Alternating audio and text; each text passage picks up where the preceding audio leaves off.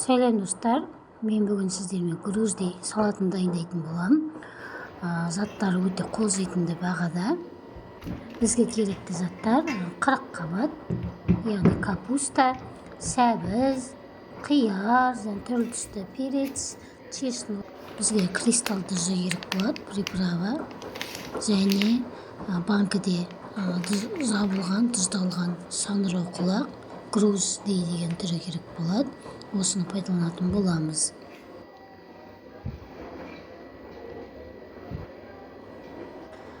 Біз бұл көкөністерді 4 бұрыштап турайтын боламыз. 40 қабат, бұрыш, түрлі түсті қияр, сәбізді 4 бұрыштап тураймыз.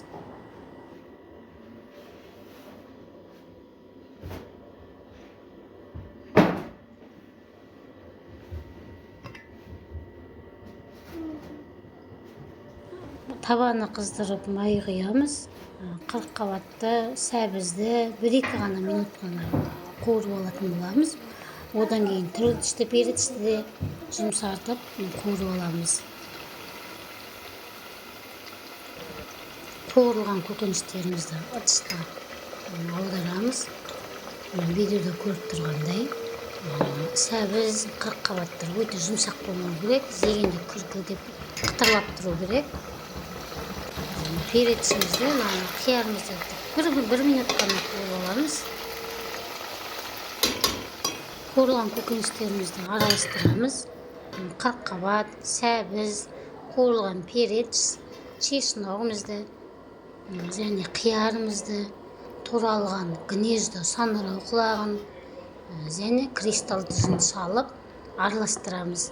Және де осы гнездо саңырау құлағын суынан кішкене ғана құйып, барлығын араластырып, 1 сағат бұқтырып қоямыз. Өздеріңіздің қалауыңыз бойынша сіздер укроп салсаңыздар да болады. Барлығын араластырып, тоңазытқа салып қоямыз. Содан кейін тамаққа ұсынсаңыздар болады. Бұл өте әдемі салат болады. Дастарханның сәнін келтіреді және тәбетіңізді асады.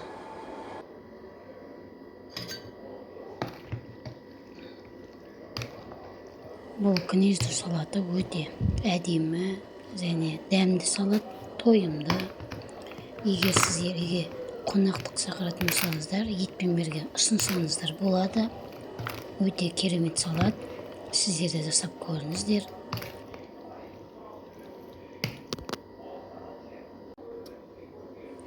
Міне көріп тұрғандай, өте әдемі, дастарханның сәнін келтіреді.